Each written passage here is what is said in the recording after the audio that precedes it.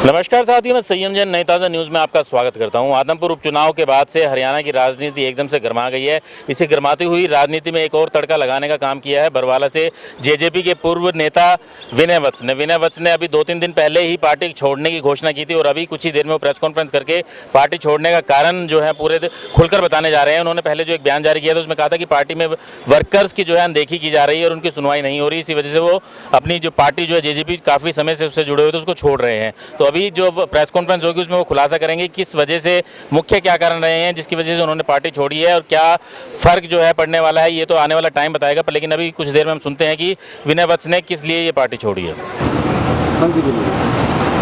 सबसे पहले तो पूरे हरियाणा को रामनवमी की बहुत बहुत शुभकामनाएं। भगवान राम आप सबके जीवन में बहुत खुशियां दे, ये हम सब की तरफ से आपको दुआएं हैं। जाति से ब्राह्मण हूँ, नाम मेरा विनय वत्स है और शायद कुछ साथी होंगे जो मुझे नहीं जानते होंगे हरियाणा में। आज आप सब साथियों से रूबरू होने का मेरा एक जो मेन विषय है वो यह है कि मैंने एक हफ्ते पहले दुष्यंत जी को अलविदा कहा था, परंतु तब से सभी साथियों के फ़ोन आ रहे थे कि जी आपने दुष्यंत जी को अलविदा कहा क्यों है। उसी सिलसिले में अलग अलग लोगों का जवाब दूं, इससे अच्छा है कि आप जैसे मीडिया के हमारे जो साथी यहाँ पहुँचे हैं, आप सबके माध्यम से पूरे हरियाणा में ये आवाज़ जाए कि हमने दुष्यंत जी को छोड़ा क्यों है। दुष्यंत जी मेरे बड़े अजीज मित्र हैं। आज से 10 साल पहले जब मैं दुष्यंत जी के साथ जुड़ा तो उनकी मित्रता को देखकर ही मैं इतना प्रभावित था कि मैंने उनके साथ बहुत समय अच्छा बिताया। परंतु जब से सत्ता आई है तब से ये मित्रता धीरे धीरे कम होने लगी। कारण था दुष्यंत जी के चाणक्य, जो ये कहते हैं कि हम हैं जिन्होंने दुष्यंत जी को डिप्टी सीएम तक पहुंचाया है। मैं आप सबके माध्यम से दुष्यंत जी से एक इल्तिजा करना चाहता हूं कि मैं तो चलो छोड़ गया, राजनीति में पार्टियां बदलना एक बहुत साधारण बात है, कभी कहीं, लेकिन बड़ा दुखी मन से दुष्यंत जी को छोड़ा। उनको बड़ा अच्छा नेता मानता था मैं, और लेकिन बात आएगी उन चाणक्यों की जिन्होंने ये कहा कि हमने दुष्यंत जी को बनाया है और हम ही हैं जो सर्वे सर्वा हैं। उन चाणक्यों की नीतियों से दुष्यंत जी को बचने की आवश्यकता है। वो चाणक्य जो आज जो साथी हमारे युवा साथी दुष्यंत जी के प्रत्येक कार्यक्रम में नारे लगाते हैं, आया आया डिप्टी सीएम आया, आया आया सीएम आया, तो पोजीशन ये ना हो जाए कि भाई आया आया सीएम का नारा तो छोड़ें, कभी आया आया डिप्टी सीएम भी ना रहें। जो मेरे जैसे या हरियाणा के और पदाधिकारी लेवल तक के लोग आज उस स्थिति में बैठे हैं कि वो ये सोच रहे हैं कि आज काम बने, कल बने, परसों बने, हाजिरी लगा लगा के पागल हो चुके हैं हमारे साथी। आज की परिस्थिति ये है कि दुष्यंत जी को खुद सोचने की आवश्यकता है कि पार्टी में हो क्या रहा है। आप सबको बुलाने का और ये जो बात मैंने कही है इसको कहने का सिर्फ और सिर्फ मकसद मेरा यही था। मैं पार्टी छोड़ चुका हूँ, मेरे सारे साथी पार्टी छोड़ चुके हैं। हरियाणा में खास तौर पे हमारे ज़िले में हम 2 ब्राह्मण थे, पहला राम कुमार गौतम जी, दूसरा मैं, जो दुष्यंत जी की पार्टी को आगे बढ़ाने में और ख़ास तौर पे ब्राह्मणों के वोट दिलवाने में सक्षम थे। परंतु पहले तो राम कुमार जी गौतम जी का तो आपको सबको पता ही है, एक तरफ बैठा दिए हैं वो। दूसरा आज ये स्थिति आ गई है कि मेरे को भी एक साइड में बैठा दिया। हमने वोट दिलवाए थे हमारे दम पे और वो दुष्यंत जी को दिलवाए थे, ना कि चाणक्यों को। आज दुष्यंत जी से सिर्फ और सिर्फ आप लोगों के माध्यम से एक ही बात कहना चाहूँगा कि मैं, मेरे सभी साथी और ख़ास तौर पे हरियाणा का ब्राह्मण आपसे बहुत दूर जा चुका है, और उसके साथ साथ मेरे सर्व जातीय साथी जो मेरे से जुड़े हैं और जिन्होंने मेरे कहने से दुष्यंत जी को वोट दिए थे, आज दुष्यंत जी के चाणक्यों की वजह से दुष्यंत जी को मैं अंतिम प्रणाम करता हूं। और जो मेरे साथी हर रोज़ मुझसे फ़ोन करके ये पूछ रहे थे कि विनय जी आप पार्टी क्यों छोड़ रहे हैं, पार्टी छोड़ने का कारण मैंने आपके माध्यम से बिल्कुल स्पष्ट रूप से बता दिया है। यही मेरी आप लोगों से विनती है कि इसको पूरे हरियाणा तक बात पहुँचाएँ। चाणक्य में कौन कौन शामिल है? चाणक्य बहुत हैं दीपेश। चाणक्य वो लोग हैं आम वर्कर, आम नेता पार्टी का, वर्कर तो फिर नीचे है। एक आपको वैसे कहना चाहूँगा, जब बड़े चौटाला साहब का राज था तो पार्टी का जो आम से आम गली का वर्कर था ना, वो ये कहता था मैं चौटाला हूँ, अधिकारी की कुर्सी हिलती थी। आज की पोजीशन क्या है कि वर्कर तो छोड़े आप, जो पार्टी के नेता हैं वो अधिकारियों के दरवाजे के बाहर 2-2 घंटे खड़े रहते हैं। तो क्या समझें उस बात को? ये निर्बलता है, यही सच्चाई है। और है कौन को नाम किसी का बता पाए दो चार? एक्चुअली राजनीति में नामों की चर्चा करना सर्वेश जी ज्यादा अच्छा नहीं है। दुष्यंत जी जानते हैं उनके चाणक्य कौन है। वो लोग कहते हैं कि हमारी 15-20 की टीम थी जिन्होंने दुष्यंत जी को इस लेवल पे लाके खड़ा कर दिया। लेकिन उनको ये समझना चाहिए कि हम पिछली सरकार में कितनी सीटों पे थे और आज हमारे कितनी आई जब हम अलग हुए। दुष्यंत जी को भी बताया कि अपनी चाणक्य खराब कर रहे हैं। ये आप लोगों का माध्यम जो मैंने चुना है इसीलिए तो चुना है। दुष्यंत जी तक तो चाणक्य पहुंचने ही नहीं देते लोगों को। बड़े बड़े जो स्थानीय नेता हैं वो लोग लाइन में लग के मिलवाते हैं दुष्यंत जी से। तो कहीं और भी की जा सकती थी, यहाँ क्रांतिमान पार्क में करने का क्या? क्रांतिमान पार्क में जब मैंने सबसे पहले राजनीति शुरू करी थी युवा से, मैं एक रोड शो निकाल के लेके आया था 5000 बाइकों का छोटी सात रोड से, और यहीं से मैंने आशीर्वाद लिया था सर्वप्रथम। और आज जब मैं नई जो चीज सोच रहा हूँ तो वो भी इन्हीं के चरणों से शुरू हो तो ज़्यादा अच्छा है। कौन सी पार्टी में जाने का इरादा है? पार्टी में जाने का अभी तो कोई इरादा नहीं है। अभी तो कुछ समय आत्म मंथन करना चाह रहे हैं कि हमने कहाँ गलती करी, क्यों करी और किसने हमसे वो गलती करवाई। आज आत्म मंथन का समय है।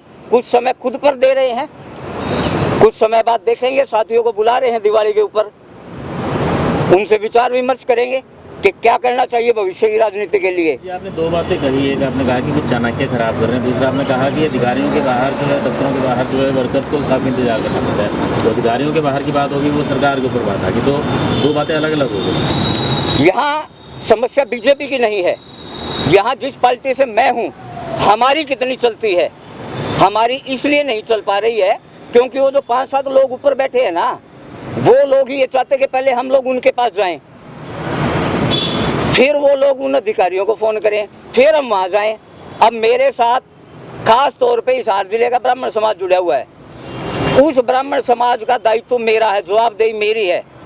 उसके अलावा अन्य जातियों के साथी, मेरे बरवाला हल्के के लोग, हिसार शहर के लोग, वो लोग तो मेरे पास आते हैं। मैं हर साथी के लिए वहाँ चाणक्यों के पास जाऊँ, फिर वो चाणक्य यहाँ फ़ोन करें, फिर मैं यहाँ पहुँचूँ, तो वो तो मेरे लिए एक बहुत छोटी राजनीति हो गई।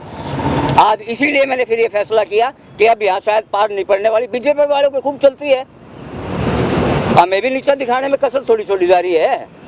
कौन सी पार्टी ठीक ठाक काम कर लेती है आपकी नज़र में? सर्वेश जी, पार्टियाँ तो सभी ठीक ठाक काम करती हैं अगर उसका सर्वे सर्वा अच्छे से सुने तो हर एक की।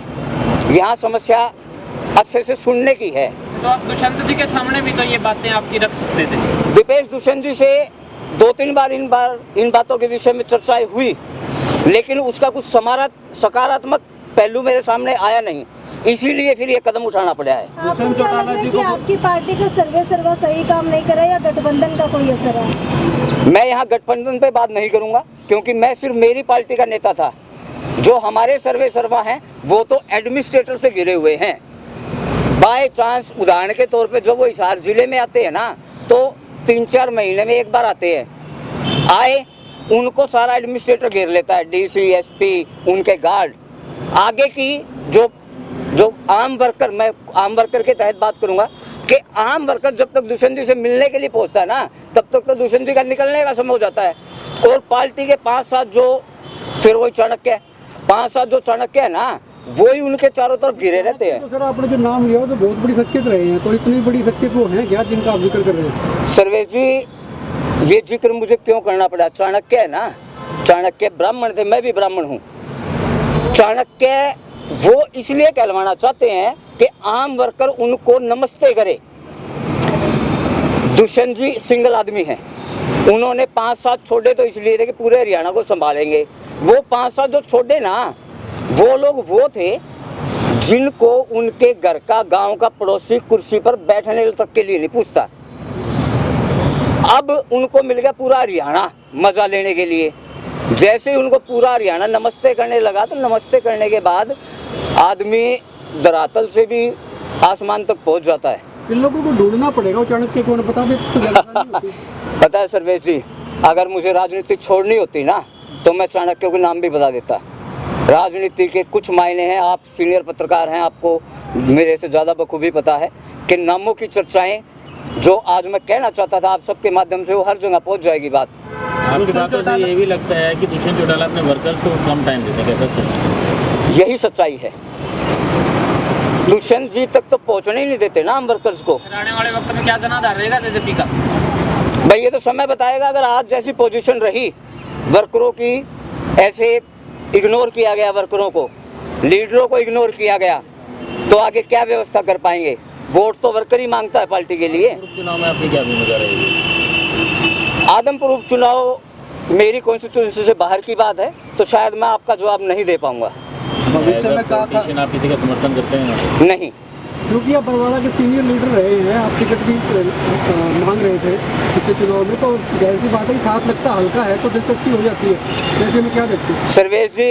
अगर यही इलेक्शन 1-2 महीने बाद होता ना तो थोड़ी दिलचस्पी दिखाते।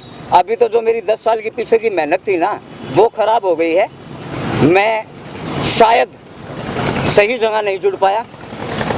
जो मेरा अंतरात्मा मेरे लिए जो जवाब देती है वो शायद मैं नहीं कर पाया, तो मैं खुद ही पे ही चिंतन करने में लगा हुआ हूँ पिछले काफ़ी समय से। पदाधिकारी है जिसकी नीतियों से आप प्रभावित हैं?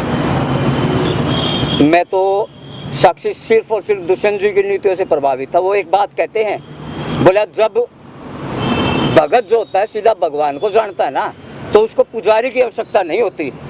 मैं सीधा दुष्यंत जी से जुड़ा था।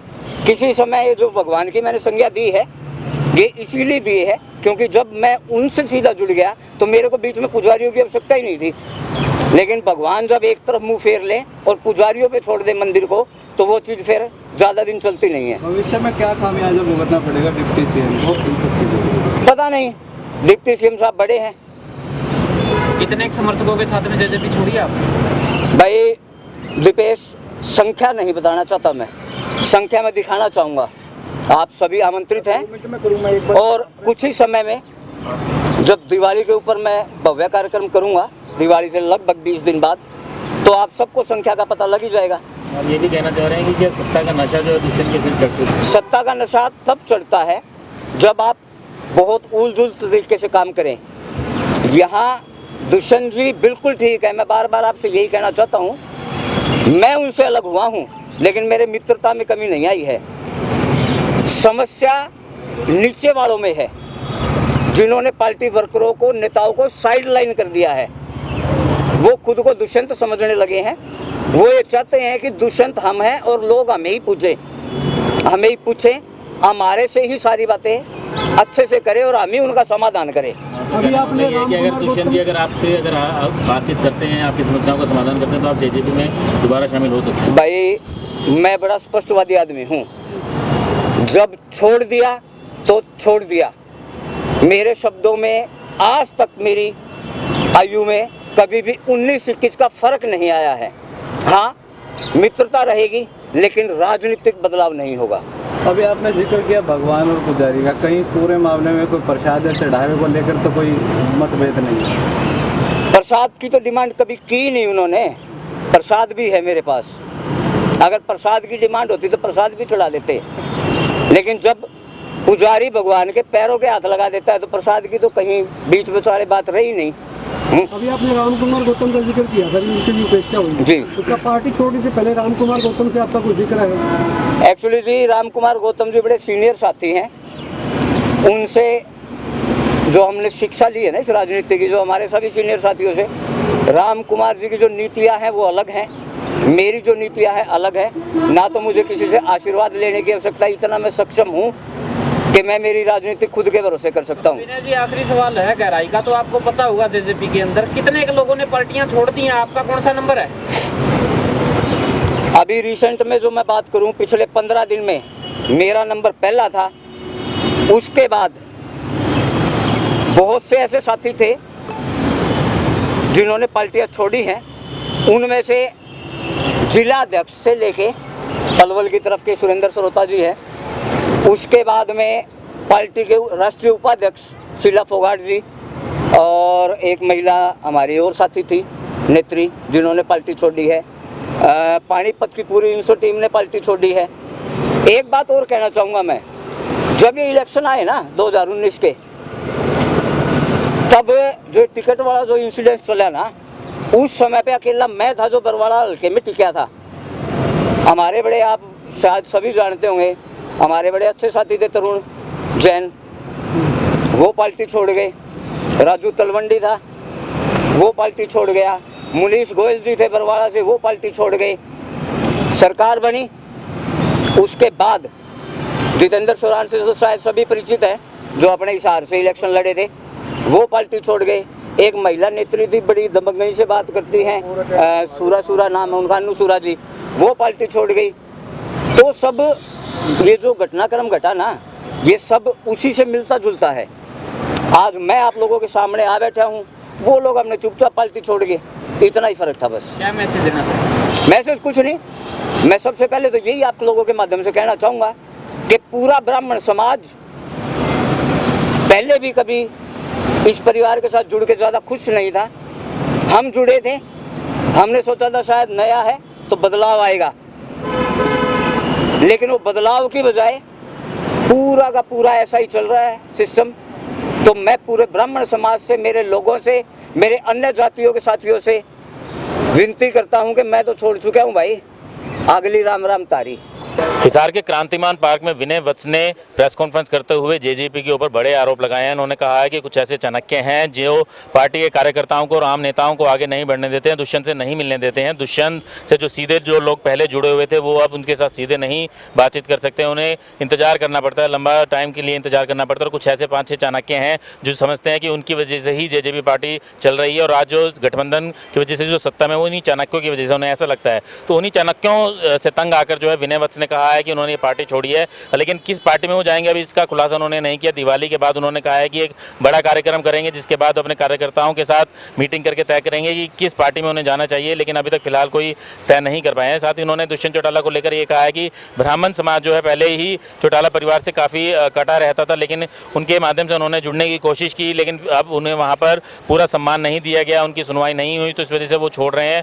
तो उन्होंने अपने ब्राह्मण समाज के साथ साथ बाकी अन्य समाज के लोगों से भी यही अपील की है कि वो दुष्यंत का साथ ना देते हुए किसी ऐसी पार्टी के साथ दें जो उनकी सुनवाई अच्छे तरीके से करता हो। लेकिन साथ ही उन्होंने ये बात भी कही है कि दुष्यंत के साथ उनकी दोस्ती बनी रहेगी, लेकिन राजनीतिक तौर पर वो बिल्कुल भी दुष्यंत के साथ नहीं जुड़ेंगे, क्योंकि उन्हें वहाँ पूरा मान सम्मान नहीं दिया गया है। खैर, विनय वत्स के एक बरवाला से क्षेत्र से विनय वत्स के बड़ा नाम था, क्योंकि जब जेजेपी सत्ता में, जब जेजेपी बनी थी पार्टी, जब नई पार्टी बनी थी, इनेलो को छोड़कर जब जेजेपी पार्टी बनाई गई थी, तो बरवाला से लड़ने के लिए जेजेपी के पास कोई और कैंडिडेट नहीं था। जब विनय वत्स प्रबल दावेदार थे, लेकिन उस समय बीजेपी की टिकट मांगने वाले जोगीराम सिहाग जब बीजेपी से टिकट नहीं मिली, तो उन्होंने जेजेपी से टिकट उन्हें मिल गई और विनय वत्स का नंबर कट गया। तो इस हिसाब से कहा जाए तो विनय वत्स बरवाला क्षेत्र में एक अपना अहम जो है किरदार निभा सकते हैं आने वाले समय में। उन्होंने आदमपुर क्षेत्र को लेकर भी मना किया कि अभी आदमपुर उपचुनाव को लेकर वो अभी कुछ नहीं कहेंगे, लेकिन दिवाली के बाद वो जल्द ही तय करेंगे कि वो किस पार्टी में जाने वाले हैं।